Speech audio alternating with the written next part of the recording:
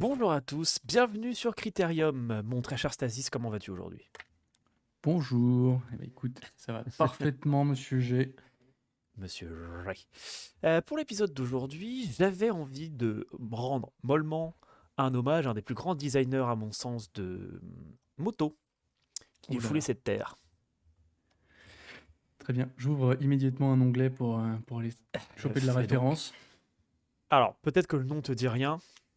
Est-ce que Massimo Tamburini te dit quelque chose? C'est un luthier. C'est un créateur de tambours.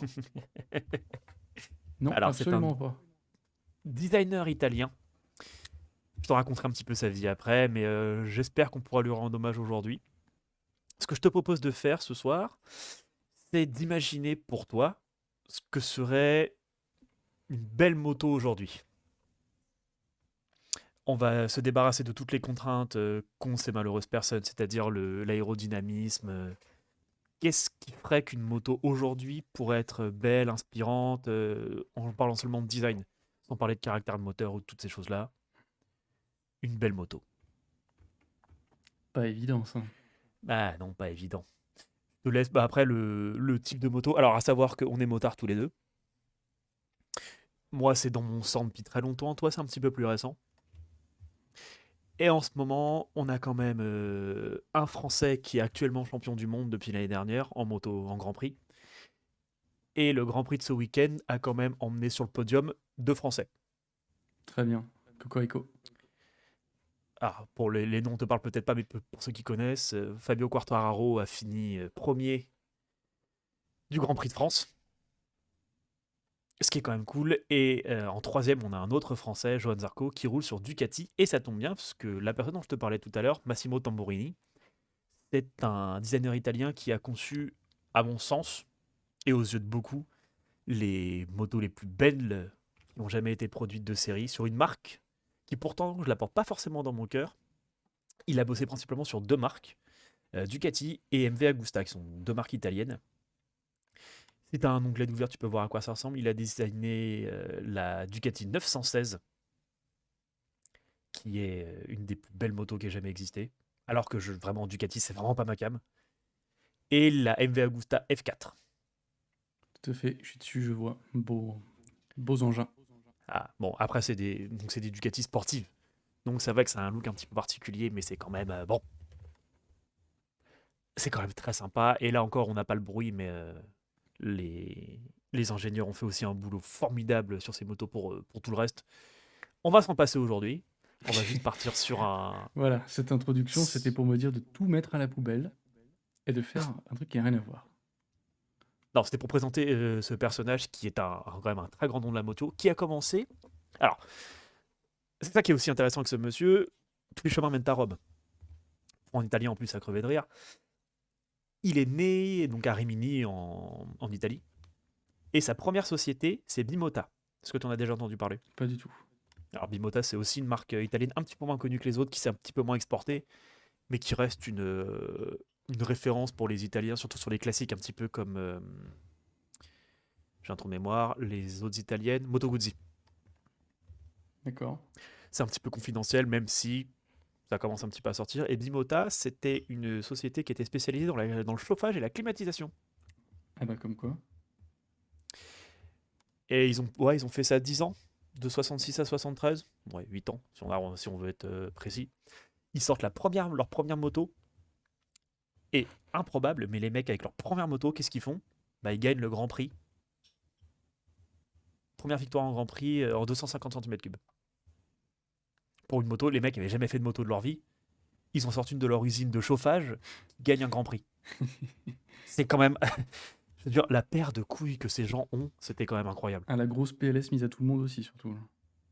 Ah, il entre chez Ducati en 85 et terminera sa carrière en 2008. Ce qui est quand même bon. Une carrière plutôt longue pour un chauffagiste, on va pas se mentir. Il a été lauréat en 2006 du prix CRNS. C'est un prix qui toi devrait te plaire, c'est le prix Café Racer and Superbikes. J'aime bien ça. Donc qui sacre les plus beaux designs.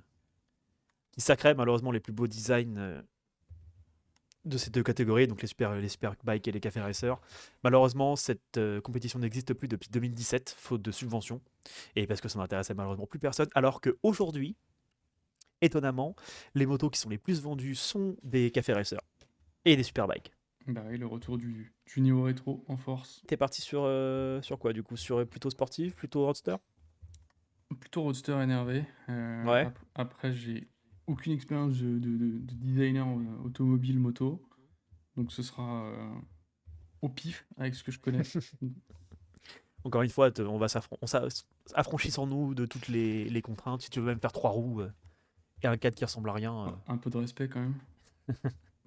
Ah non, pas de ça chez nous, monsieur, s'il vous plaît. Non, pas ça. En plus, le design des motos a quand même vachement changé ces derniers temps. On est passé d'un truc super classique avec l'arrivée là des nouveaux véhicules électriques.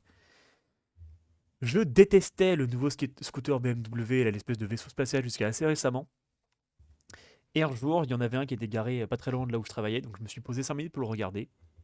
Et en fait, quand même, j'aime bien. Non, mais c'est de bel ouvrage, hein.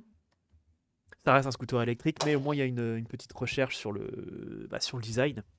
Et en fait, ça me fait penser à. Il y a le designer en chef d'une société qui s'appelle Zero Motorcycles, pour ceux qui connaissent, c'est aussi des motos électriques qui ont longtemps été leaders du marché.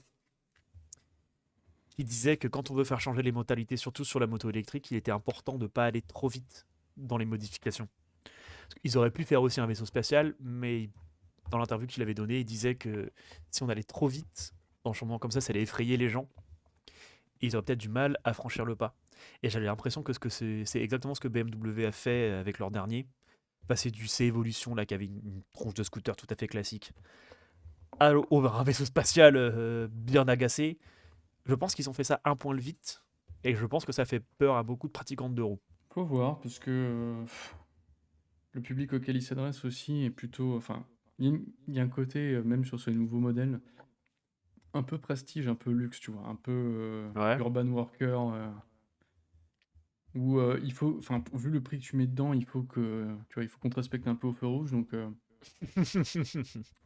ça fait sens pour moi. Ça fait sens en agglomération en tout cas. Ah oui, non. C'est pas du tout des véhicules qui sont conçus pour faire autre chose que de la ville. Ah non, bah non, bah déjà électrique, hein. Ah, il y a des mecs qui ont essayé, je pense à la Mac, putain, la vache, c'est que des Italiens, mais Energica, qui est une marque italienne qui essaye de faire des véhicules qui sont conçus pour aller ailleurs. Et leur premier modèle était une moto de course, donc une sportive, qui avait bon un kilométrage ridicule, mais qui prenait 260 km/h. Et du coup, quand est-ce que tu utilises ce genre de choses? Je pense que tu t'en sers uniquement sur piste, Bah oui, ou quand chez toi tu as une piste de karting. bien sûr. Qui n'a pas ça chez lui? Comme je vous le mentionnais tout à l'heure, on est motards tous les deux. Moi, ça va faire 10 ans que je roule. Et j'ai eu ce bonheur, cette chance de pouvoir transmettre ce virus à quelqu'un. Ça fait combien de temps que tu as ton permis, toi? Eh bah écoute, ça fait depuis février. Février. Ah oui, c'est vrai, c'est parfaitement récent.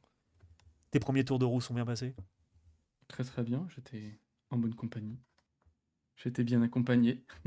Non, ne serait-ce que. Bah après, ça c'est pour ton permis moto, mais en déplacement urbain, t'étais quand même aussi un des premiers, un précurseur, oserais-je le dire, sur le déplacement urbain électrique. Ah, on peut le dire, on peut le dire. J'étais... Maintenant, nombreux sont ceux qui se déplacent en scooter électrique. Mais il y a quelques années, on les regardait de travers. Et bah, Stasis avait été le premier à avoir fait confiance aux Chinois. Bah écoute, c'était surtout une question de design, hein, mais effectivement, Ah, comme quoi le design ça fait tout. une petite Super Soco que j'ai toujours et qui tient parfaitement le coup, à ma grande Alors que surprise. elle commence à avoir quelques bornes en plus. Ah bah j'ai passé les 10 000, ouais, il n'y a pas si longtemps. Eh, félicitations à la Titine. Eh ouais, pour juste de la ville, c'est pas mal. Bah, franchement, sur la partie mécanique, je suis pas expert. Alors, franchement, je bouffe de la ref. Il faut quand même que ça ait un minimum de sens, hein, parce que sinon, je t'ai mis une hélice et puis une aile de requin. Et Et pourquoi pas? Oui. tout simplement. Non, mais après, bon, est-ce que tu pars de ton feu rouge pour décoller, survoler les embouteillages? On ne sait pas. Mais toi, tu parles des espèces de drones à quatre pages gigantesques avec un siège et un Ouais, guidon. ouais, c'est ça. Est-ce qu'on peut vraiment appeler ça une moto? Non. Mais c'est Ouais. le concept de moto volante qui a été dévoilé en tout cas. Alors, je pense vraiment que ça ne fonctionnera jamais parce que pour l'instant, euh, on n'est pas encore prêt à, à quitter le tarmac. Mais surtout, comment tu réglementes ça, quoi? C'est pas mon travail. Ah non. Parce que quand tu regardes les films de science-fiction où il y a des véhicules volants urbains, j'ai deux références en tête. Bah, ça va être Coruscant dans Star Wars ou le Le cinquième cinquième élément. élément. Tout à fait. Ça fait des belles lignes de véhicules, genre des autoroutes, mais en l'air. Je ne comprends pas pourquoi il n'y en a pas un qui se dit pourquoi est-ce que je suis la route, je m'en fous, je vole. Ah bah parce que tu peux imaginer que dans un futur où tu as une technologie comme celle-ci, si jamais tu sors du rang, en fait, t'as moins 1500 crédits directement sur ton compte, quoi. Les fameuses puces NFC directement intégrées dans le scooter et dans le feu rouge. Je reste persuadé que cette idée est viable. Oui. Mais en plus, je peux pas te donner tort, ça marcherait. Je pense que ça calmerait deux ou trois livreurs Uber Eats Par exemple. pour rouler principalement en agglomération. Ils font vraiment partie de ceux qui font n'importe quoi et je comprends pas que c'est même étonnant qu'il n'y ait pas plus de mecs qui se font shooter par jour avec tout ce qu'ils font. Ah bah c'est sûr que ça ferait un paquet d'amendes, hein. Ça remplirait les caisses de l'État. On trouve des solutions, les gars, écoutez-nous. C'est Envoyez vos ça. dons et on vous répondra avec nos idées. Non mais c'est ouais, c'est un bordel, hein. Il faudrait que ça soit automatique, automatique au feu ou avec les caméras qui existent déjà hein, en ville de surveillance, Mm. qui puissent auto-verbaliser, mais bon, surtout c'est quand même triste de voir qu'il y a des affiches en ville qui te réexpliquent la fonction d'un feu rouge, quoi. T'es en train de nous faire une 90 complètement là. Pas du tout. Pas du tout. Non. Non, non, je suis tombé sur une très belle image d'un concept de Koenigsegg Mhm. qui fait des voitures à la base, qui sont des hyper sportives. Oui, tout à fait. Et ils ont sorti un concept de moto qui ressemble à une espèce de roadster, mais très très énervé. Et j'aime beaucoup les lignes qu'il y a là. Et il y a beaucoup de constructeurs d'hyper voitures ou de voitures en tout cas haut de gamme qui sont mis à faire à s'attaquer juste bon c'est souvent des concepts donc c'est pas vraiment vendu je pense. Mais je pense à la moto qu'Aston Martin avait présentée qui était vraiment Ah, j'ai jamais vu. merveilleuse. Il avait présenté en plus avec un verre pailleté vraiment Ah, ah aime bien. Je dirais même aime beaucoup. ça fait partie d'une certaine idée de la quête de vitesse, hein. Oh, et, Pas que les voitures hein, surtout que les qui véhicules, roulent les vite. motos font des gros temps maintenant, même les motos de série sont quand même capables d'atteindre des vitesses que je trouve complètement hallucinantes. La moto qui est dans Top Gun, la Maverick, c'est une Kawasaki ZH2. Première moto du marché à être équipée d'un compresseur de série.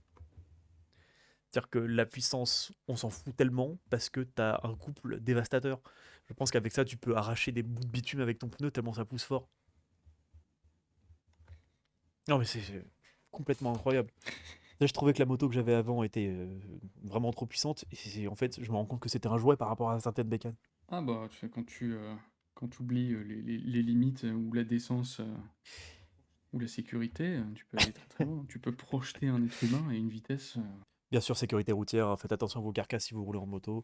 On sait tous que rouler fort, c'est drôle. Si vous voulez vraiment rouler fort, faites ça sur des routes fermées. Ou au mieux sur piste si vous avez les moyens de le faire.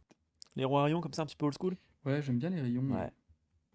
Ah, moi je préfère quand même les roues, Ouais. bah, justement, comme l'étaient les deux Ducati de Massimo Tamburini, les roues à rayons à l'arrière. À rayons. Alors avec des à bâton, ouais. Un bâton. 5 ou 6 branches, pas plus. Ça me parle. Il y a quoi comme moto actuelle ou des dernières années, toi, qui te plairait, ou que tu voudrais essayer, ou que t'aimerais avoir? Si t'avais l'argent et la place pour. Une dans chaque catégorie, ou une dans chaque marque? Oui, une de chaque marque, c'est ça. Tout simplement. Non, mais toi-même, tu sais, hein, il y aura forcément de la triomphe. Une petite bonne ville pour la Ah, ville, c'est quoi. la bonne vie de chez Triumph, toi, qui te procure des sensations. Non, mais pour aller. pour aller faire ses courses, tu vois. C'est quoi qui te plaît? C'est le design un petit peu rétro ou c'est juste le fait de savoir qu'elle a un moteur 3 cylindres? C'est un peu les deux. C'est un peu les deux. Tu vois, chez Triumph, je préfère Sinon, quand même, moi, c'est les street triples, que je trouve beaucoup plus oui, bah agressives oui, dans leur look. évidemment. Petit street triple. Une roquette, hein, juste pour faire n'importe quoi avec. Ça, c'est typiquement les mecs, ils ont dit, si on prenait un moteur de bagnole et qu'on construisait une moto autour. C'est ça. Complètement con. Sinon, pour du touring, pour des longues balades, j'aimerais quand même vraiment, juste pour rigoler, voir ce que ça donne d'être sur une Goldwing. Ah ben c'est vrai, partons sur ce principe-là, pas de problème d'argent, pas de problème de place, t'as le pognon pour l'entretien et l'essence, et de la place pour les garer. C'est ça, bah Goldwing direct. Et puis sinon, juste pour le look, une petite 90, De chez BM, ouais. bien sûr. Ouais, la Lantern, je sais qu'on en a déjà parlé. Je la trouve de moins en moins moche plus je la regarde. C'est vrai que elle a son petit côté café racer, mais c'est une menteuse, elle me fait penser à la Truckstone. Elle essaie de se faire passer pour une ancienne alors que c'est une électronique de pointe, une injection de pointe. C'est des motos qui Oui, mentent. aime bien du coup. Aime bien? Ouais. Ouais, c'est vrai que la Truckstone aussi, elle est quand même sympa. Ouais. Avec ses petits demi-guidons à l'avant, là. Hmm. Hmm. KTM, pas du tout chez toi. Toujours pas. Non, Toujours pas. définitivement. Que Je ce me suis soit. fait une petite sélection de bruits, d'audio des différents modèles de KTM et j'aime juste pas le bruit en fait. Donc Ah, non. si on prenons juste le look. Même la RC8, la moto de course. Ouais, je sais pas. Non, ok. Il y a un truc, il y a un truc qui les rend très jouets en fait. Ouais, je pense que c'est les coloris qui font ça. Peut-être le côté ciselé du carénage. Aussi, ouais, c'est assez marqué, c'est très criard quoi. Ah bah de Euh, toute façon, ça c'est. Comme le veut un petit peu leur marketing, c'est des motos de jeunes. C'est pour être jeune et fun, tu vois. ouais, bah un petit peu moins fun du coup. Enfin, il faudrait que je regarde des customs en fait de KTM pour voir Je suis si pas c'est tout sûr que moche ou ça pas se quoi. fasse beaucoup, Non, mais custom de il y a bien un KTM. mec qui s'est dit tiens, je vais peindre mon carénage en noir parce que j'en ai marre de voir du orange. Ouais, elle existe en. Ils font beau, alors beaucoup non, mais il y a quelques modèles qui existent en noir. Moi, celle que j'aime le plus, la Super Duke GT en 1290, existe en modèle noir, mais je la préfère en blanche et orange. Eh, Parce que quand t'arrives, on t'écoute. On te voit bah, arriver de loin. quand t'arrives, on ne peut rien écouter d'autre que toi parce que ça fait tellement de bordel. Ah oui, mais c'est marrant parce que ça fait beaucoup de bordel, oui, mais alors qu'on en a aussi parlé récemment, mais un bruit d'orage style Harley Davidson 1290 avec les échappements libres, ça te plaît ça? Ouais, mais c'est rond, c'est doux, tu vois, ça t'enveloppe. Ah, tu t'entends plus péter, mais oui, c'est rond. Ah ouais, c'est rond. C'est une contrebasse, tu vois, le truc. KTM, c'est des petits violons énervés, là. Ce petit mec, tu vois, le mec un petit peu maigre, un petit peu gringalet qui joue là-dessus, là. C'est ça, avec son surin, là, tu vois, il arrive, il dit ouais, qu'est-ce qu'il y a là? Alors que bon, ouais, une Harley, c'est plus un Bah, mec qui mange bien à la cantine avec un gros trombone, quoi. exactement. Avec un corps de chasse, tu vois. Il a toujours les yeux fermés, tu sais jamais s'il est réveillé ou s'il dort. Il disparaît Ouais. sous sa barbe, mais Là, tu sais pas s'il va faire de la musique ou aller buter un mec après le concert. c'est ça. Il est bien, il est posé. Qu'est-ce qu'il y a? Tu suis un petit peu le MotoGP, toi, pas du tout? Mais pas du tout. Pas du tout. Quoi, ça t'intéresse pas ou t'as jamais pris le temps de t'y intéresser ou J'ai c'est jamais, trop long à regarder? j'ai jamais pris le temps, en vrai. Ça m'arrive de regarder quelques extraits où t'as des scènes un petit peu marquantes des derniers Grands Prix, mais bon, j'ai décroché de la Formule 1 pour une raison, et ce sera sans doute la même si je regarde le MotoGP, c'est que c'est long. Ouais. Alors, si tu veux comparer les deux, moi j'aime bien regarder les deux. S'il y a un Grand Prix de Formule 1 et un Grand Prix de moto, je préfère quand même regarder le Grand Prix de moto. Parce que c'est vrai qu'une course de F1, ça dure quoi, 2 heures? Voilà, Hein. ça met trois plombes. Globalement, on s'emmerde quand même. Bon, j'irai Puis pas maintenant jusque-là, avec. mais il faut avoir son après-midi de libre, quoi. Ouais. Alors qu'une course de Grand Prix, même en auto 2 moto droit, ça dure quoi, 45 minutes? Il y a beaucoup moins de tours, ça va beaucoup plus vite, c'est beaucoup plus spectaculaire aussi. Quand les mecs passent vite, ils passent vraiment vite. Quand les mecs se sortent, ils sortent vraiment fort. C'est sûr, c'est sûr. Et même les courses, je prends l'exemple du Tourist Trophy qui est extrêmement connu dans le monde de la moto. Il en a jamais entendu parler apparemment. Non, non, non, non, non, instruis-moi, Senpai. Alors, le Tourist Trophy, c'est comme son nom l'indique, une course d'amateurs, entre guillemets, qui se passe sur l'île de Man, Ok. une île en Écosse.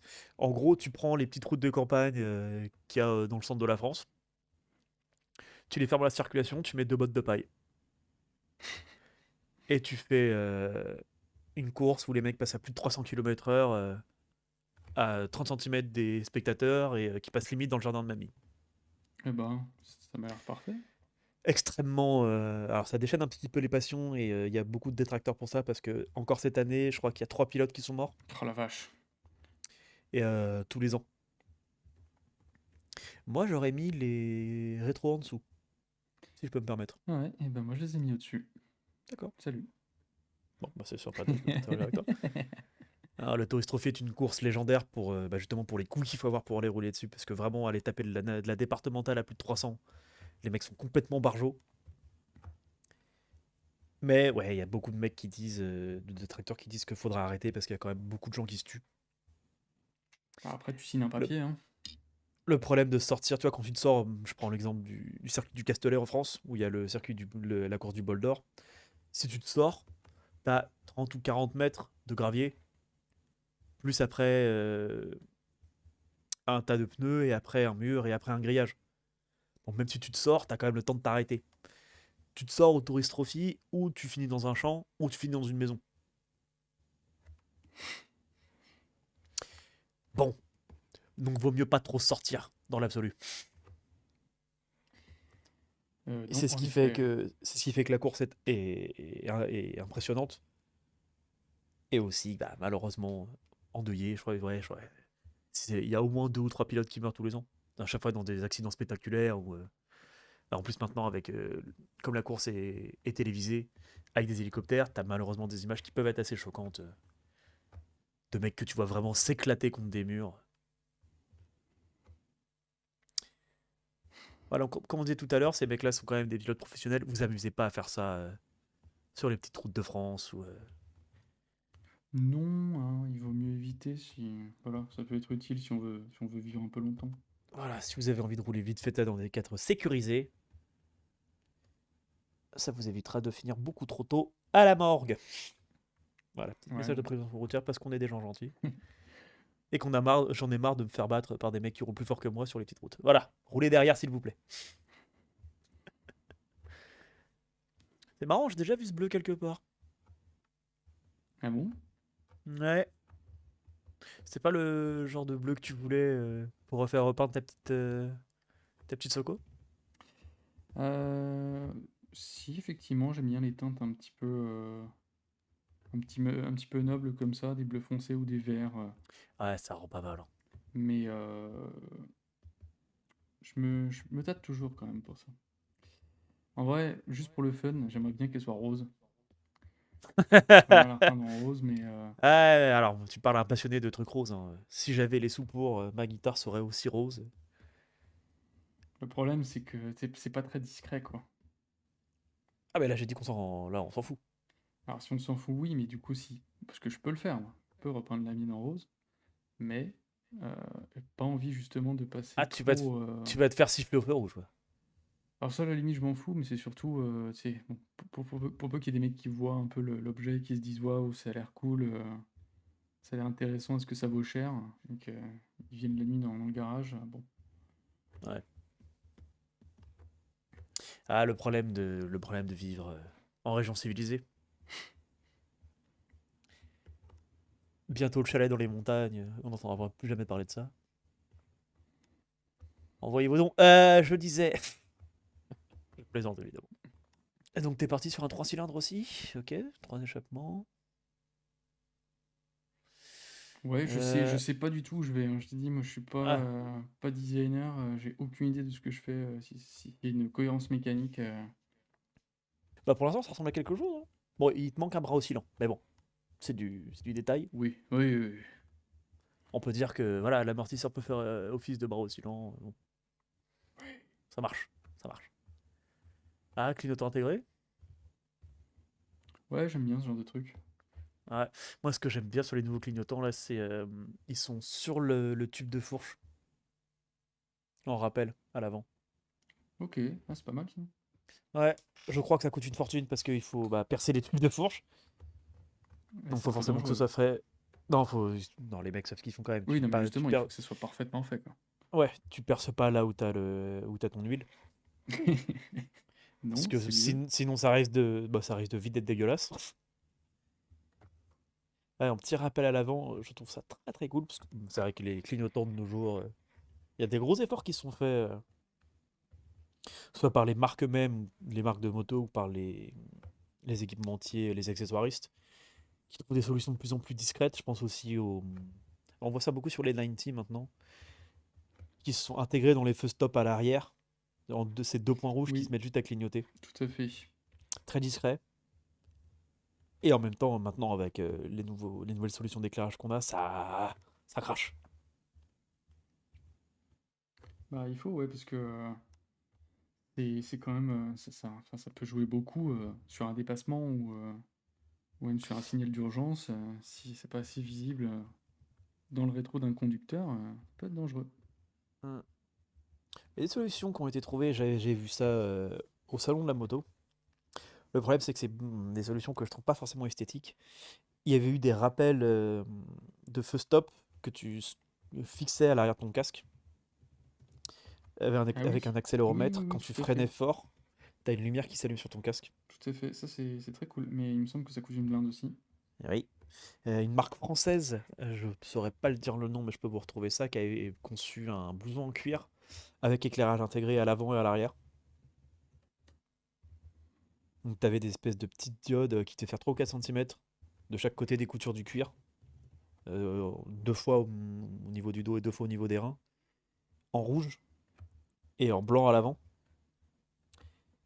Et le dernier truc que j'avais vu, je crois que ça a été aussi adapté pour les cyclistes, un truc que tu portes sur ton dos avec des bretelles Oui, tout à fait. Une espèce de qui sac. se, ouais, qui se relient à tes clignotants. Ouais, Et quand tu les actives, ça active le clignotant de la direction. tout à fait. Non, mais c'est bien qu'il y ait ça pour les cyclistes aussi. Ça Oui, manquait clairement, quoi. surtout pour les cyclistes en agglomération, parce qu'ils vivent quand même une vie dangereuse, ces gens-là. Bon, après, il y en a malheureusement beaucoup qui choisissent de la vivre comme ça, mais et au moins, ça peut faciliter les choses plutôt que de tendre le bras, d'avoir un petit bouton sur le guidon. Ouais, je suis assez d'accord. Déjà, ça les rendrait plus visibles pour les autres usagers. Et on saurait un petit peu plus parce que. Alors, moi, par exemple, tu me mets sur un vélo et tu me dis de lâcher un bras pour te donner une direction, il y a moyen que je me ramasse. Avoir un petit bouton, finalement, c'est pas une mauvaise idée. Certes. Ah, violet l'échappement? Ah non, tu remets une couleur, pardon. Je trouvais ça presque cool, figure-toi. Un peu kickos, mais bon. Ouais, ouais, avec des néons en dessous et tout. Non, mais tu sais, j'essaye de faire les effets de. Ouais, l'effet titane chauffé. Voilà.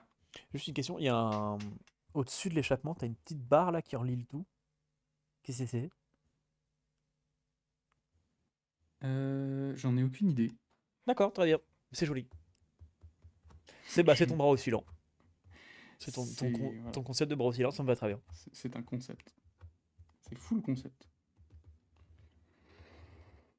Bah voilà, en vrai, hein. Ouais, j'aime bien le petit cadre qui passe par-dessus le tout, qui tire le réservoir et le bloc moteur. Bloc moteur invisible. Ouais, j'aime bien les cadres tubulaires, mais pas façon KTM du coup. Donc Plutôt j'ai façon Ducati. j'ai essayé d'imaginer un truc comme si c'était une espèce de poignée là qui venait serrer le réservoir en mode Mmh. bien énervé. Ah, les clignotants verdâtres là. Ah, tu vois, la déclinaison des couleurs est plutôt cool, il y a moyen de faire plein de trucs. Bah ouais, écoute, hop, non, et puis je pense que c'est le max que je pourrais faire, hein, le max de ma démonstration de talent de concepteur de moto. Bah, elle est très chouette, tu vois. Si un jour tu l'as fait produire, je m'en procurerai une. Tu me la donneras gracieusement, je ferai de la pub avec. Voilà. Je mettrai des autocollants Critérium à l'avant et à l'arrière. Ah, les petites Exactement. bandes racing. Bah ouais, parce Je, que trou- je trouvais ça assez détestable jusqu'à ce que je le vois sur ta petite moto. Et en effet, euh, les petites bandes racing, ça a son petit effet. bon, ça va bien Typiquement, le éclairer genre de bien, quoi. truc, ça sert à rien, mais c'est joli, quoi. Oui, c'est ça. Bon, oui, c'est comme mettre des stickers sur son PC, hein, portable. Ouais, j'ai mis un sticker Elden Ring parce que C'est ça. Super 2, ça montre que je l'ai fini, ouais. Tout le monde s'en branle. Bon, ouais, j'arrête de mettre des gommettes. Je ferai pas mieux. Bah écoute, elle est vraiment chouette pour le coup. Ah bah, Ça, il y a un petit mélange de 90, mais avec des guidons bracelets dessus. J'aime le cadre tubulaire comme ça qui resserre le tout, je trouve ça vraiment, vraiment chouette. ah bah, merci beaucoup, hein. Si, Non. si des mécènes sont intéressés, je vends le prototype. Une misère, hein, pour l'industrie. Quelques Un dizaines de échauffement milliers. pour eux. Profitez-en pendant qu'il est pas cher. C'est ça. Interdit de screener cet écran pour en faire un JPEG. Ou un NFT ou ce genre de truc. Calmez-vous! C'est ça. Ah bah super, j'ai pas du tout regardé le temps que t'as pris pour faire ça, mais je crois que t'as fait ça plutôt rapidement en plus. Aux alentours de ouais, moins de 30 minutes, parce qu'on a beaucoup Maintenant, parlé au début, surtout toi. c'est vrai. Surtout moi. Donc entre 20 et 30 minutes, je Ah, tiens. quand on est sur des sujets qui me passionnent, j'ai du mal à fermer ma gueule. Non, mais tu as bien raison, écoute, c'était très instructif en plus. Bon, bah mon petit Stasis, merci pour tout. Mais écoute, merci Monsieur G pour ce prompt, n'est-ce pas? Cette idée de fou. J'espère que Non, j'aurai été à la hauteur du défi. plus que ça même, comme d'habitude. Très très bien. Bah du coup, il n'y a plus qu'à attendre le prochain, hein. Avec grand plaisir. Merci à tous de nous avoir regardés, c'était Critérium. Nous vous souhaitons une superbe suite pour votre journée et à très bientôt. Ciao. Yes, merci à tous. Ciao, à la prochaine.